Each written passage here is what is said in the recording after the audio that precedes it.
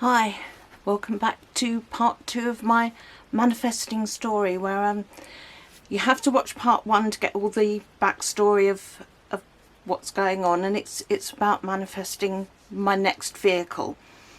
February last year, 2025, I was aware that I wasn't going to have much. My old car wouldn't probably get through another winter, so from February I decided that in September I would have a new vehicle, however that happened.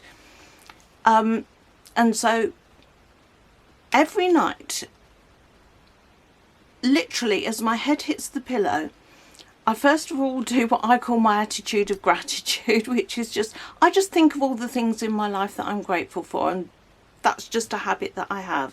But then I start to think about this new vehicle that I want. Now, I have a condition known as, I think it's aphantasia. I think that's what it's called. But it means I don't think in pictures. If you tell me to think of an apple, I don't see it in my mind's eye. I just have to remember apples from previous experience. So when I'm trying to think about a new car or vehicle of whatever type, I'd actually decided I wanted a van. I didn't have a make or model in my mind. I'm not actually picturing it in my mind. I'm writing this list of what I wanted. And so the first thing, the most important thing, is having a big space in the back, whether it's an estate car or a van or whatever it is. I need a lot of room in the back because we've got the dogs. I sometimes need to put my scooter in the back. Sometimes I like to carry big things, IKEA runs, whatever. It needed to be a big space in the back because that's how I use my car. It needed to have a tow bar because my small mobility scooter would have to fit inside, but my big one goes on a trailer, so I needed a tow bar for it to go on the trailer. It needed to have automatic gears. My last 3 cars have been automatic, and I'm so used to driving automatics now. The thought of going back to a manual gear, I could do it, but I spent the majority of my driving career driving a non-automatic, a manual gear shift, but I'm used to automatic now. So I wanted an automatic. I was absolutely certain in my mind that I wanted 2 front seats, not like the Ford Transits have where they've got a driver's seat and then a bench seat for 2 more people, because those are just so uncomfortable on long drives, and Neil does most of the driving, so it's normally me who gets the uncomfy seat. So I wanted 2 seats, and because most of the vans that I'd seen with the 2 seats were Volkswagen, I knew that Volkswagen did the 2 comfy seats at the front. I'm starting to think Volkswagen, just Volkswagen. I never had a Volkswagen before, but they're reliable, good brand of car. So I'm thinking Volkswagen. I want 2 drink holders because I've spent years of fighting over the 1 cup space. So I want 2 drink holders. Seems a silly thing to put on a list of things, but it's these little things that become important. But most of all, it had to be reliable. Having broken down several times during the year whilst all this manifesting's going on, I found that going out in the car, even if Neil's driving, I had found it got so stressful because I was just so worried about breaking down all the time that it became more and more and more important that my new vehicle had to be 100% reliable. Now, I'd taken out a small loan in order to buy it, but what am I going to get for the money that I have? Not a great deal. It started to occur to me that this isn't going to happen. I'm not going to be able to get the reliability for sure on the list. And the other thing that I'd started to think as well is that I want the van, I want the space in the back, but I kind of like some extra seating as well. So if we do want to take a passenger or 2 or 3, then I've got space for them. So I'm starting to think about like crew type vans that have got extra seating in the back. But how's this going to happen? But I'm still, every night I'm thinking and thinking and thinking, and I'm absolutely sure in my own mind that it's going to happen. But now we've got to a stage in August. I'd said all along it was going to happen in September, but in August, or it might have even been the very end of July, my last car broke down, but we're sort of, this is all now coming to a head in August, that something's got to happen.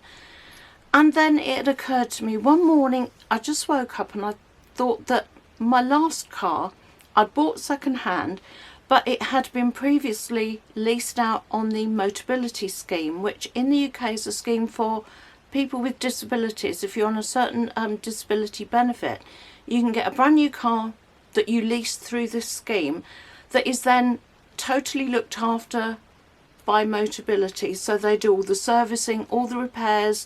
The only thing that you've got to think about is the fuel. So you know, if you get a second-hand Motability car, or one that had been a Motability car, you're going to get a very well looked after car. And thinking about this, you know, well, where will I find a second-hand Motability car apart from going back to the garage that I got mine from, but they don't do vans. And suddenly it just clicked in my head. Why don't you apply for one? Why don't you apply? Because you're on, I get a disability benefit. So why don't you apply for it and just at least look into it? So I go on the website, I filled in the online forms, and immediately it came back, yes, you qualify. Wow. So this would mean that I can get a brand new vehicle. I don't have to work, it's got breakdown coverage. Anything that happens, all the servicing are taken care of. Anything that goes wrong on it, it's all covered by this lease agreement, and the agreement will be between 3 and 5 years.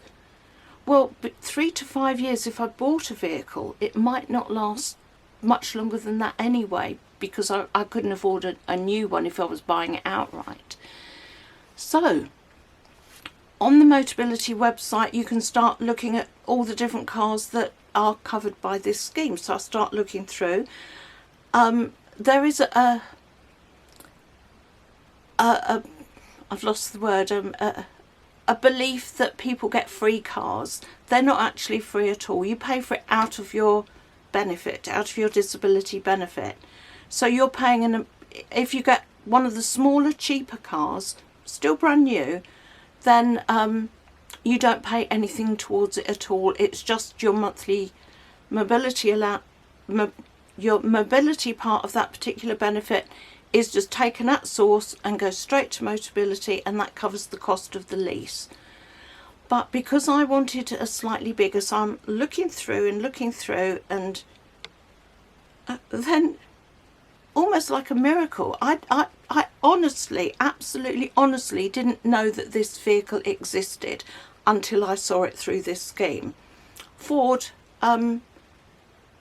do a Tourneo Connect, which is a hybrid between a small van and a car. So this would be absolutely perfect. So I said to Neil, right, we'll go into town this afternoon, we'll go to the Ford garage and talk to their Motability person and have a look at one of these cars and see it in real life. So we go across to the one in our town. They're not doing the Motability anymore. You've got to go across to the next town. So we go over to the next town, and basically the person there who was doing the Motability expert in that garage wasn't that helpful. He said, we just can't get hold of them.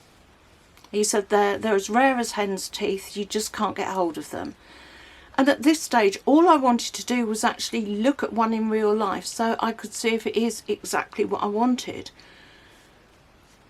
But he said, well, we have had one just come in. It's an old model, so it's 4 or 5 years old. I can't remember how old it was.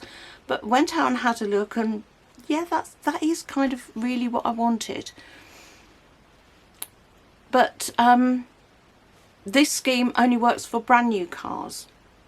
And also I would need to put down quite a hefty down payment on it, because it's a higher value car than some of the little cheap ones.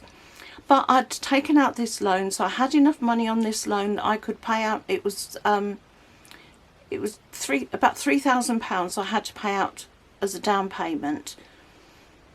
But it was trying to find one, even just to go and have a test drive and check it out like that. So we went, we'd kind of driven around all the garages that we could. We went home, and Neil started phoning around all the different places to see if anybody had one in stock. Phoned Guildford. They said that they didn't actually have one, and Guildford's about a good hour drive away. They didn't have one, but they were expecting one to come in that afternoon so I could go and have a look at it. So we shot straight up to Guildford to have a look. The guy that Neil had spoken to on the phone said, well, actually, if it's Motability, you need to speak to Ross. So Ross comes along, he's the expert on it, and we sit down, have a long chat with him. And then he said, well, hang on, let's see what's available, because this car that we're waiting for didn't turn up. So I'm still sight unseen, and we're being told by everybody that they just cannot get hold of these cars. But I'm thinking, hang on, I've done all this manifesting, I've set my intent, and I can't believe that I get this close to it. Even having the loan, the money is already in my bank so I can pay the deposit. I've been accepted by Motability so that that's all arranged, and all of a sudden I've got this brand new car kind of etherically mine. It can't not happen. So we're sitting there, Ross goes through everything with us, and then he said, hang on a minute. He goes off, does something on a computer somewhere else, and then he came back and he said, Ford, because this is a Ford dealership, he said, but the main Ford people, not dealerships, but the ones that the dealerships gets the cars from, have got 5 left in the country. He had a printed out sheet of paper. He said, this is what they've got, choose one. Okay. So I had wanted the one with the panoramic sunroof, so I chose the one with the glass roof. They come in either a 5-seat or a 7-seat. I'd said to him, the space in the back is more important. That, you know, I think going back to the Galaxies, there was only, I think, one time that I actually filled all the seats, maybe 2 times that I went out. I said the amount of seats isn't that important. You know, if we've got 5 seats, that's plenty. It's mainly having the ability to take passengers if we want to. And the back seats in this car van hybrid thing either fold up so you can fold them in and have the space behind them, or you can remove them completely and have a lot of space. Now this is a Ford, but it's a combination between Volkswagen and Ford. So this Volkswagen that I've been focusing on the whole time, this car is a Volkswagen chassis, Volkswagen engine, and a Ford skin on top. Who would know? So we fill in all the paperwork, and I pay the deposit, so the car's on order, and it's going to come in literally at the end of the month, so it'll be registered at the beginning of September. Then I get the car in September after it's been registered. So we leave it at that day, and I keep phoning back, and has it arrived yet? Has it arrived yet? And my old car is still at the old garage, can't be fixed,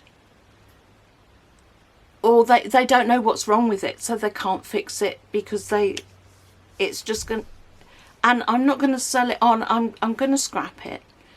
So I make the final decision, contact the local breakers yard and say, because they will come and actually pick it up, so it's not going to cost me anything to have it towed away. They will come and get it. I get a very small amount of money for it, yeah, 150 or something. It was a small amount of money, But we arranged to have it picked up on, it was 11 o'clock in the morning, and they come, they pick it up on whatever day it was, at 11 in the morning. At 1 o'clock in the afternoon, my car has now gone. I have severed all ties with it. It's gone. And the garage email me, the new garage email me and say, your new car has just been delivered. Literally within 2 hours of the old car going, the new car comes in. And I had known all along that you've got to make the space for it in order to allow it to come in. So then it does come in, but I want a tow bar fitted to it.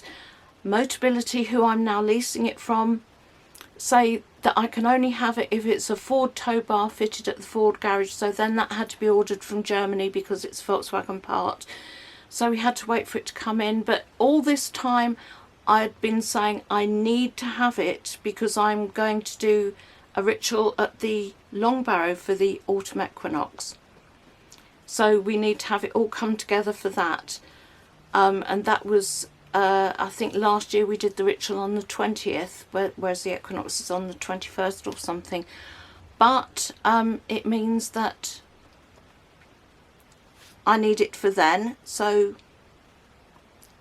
that's all left with the garage now to... I had actually taken the car home just to get used to driving it, and then had to take it back to the garage when the tow bar came in so they could fit it. The other thing about this new car is I had never ever wanted all the computerised anything. I had no interest in that. To me that was just an added thing to go wrong. But this one, it's a new car with all bells and whistles. You know, it's got the big sat nav, but it also links into your iPhone or whatever phone you've got. But another thing that I'd said for a long time, I had the old iPhone 10, iPhone X Max I was using, and I'd said I'm not going to get rid of it because it still does everything I need it to do. Until I need it to do something that it can't do, I'm not trading up.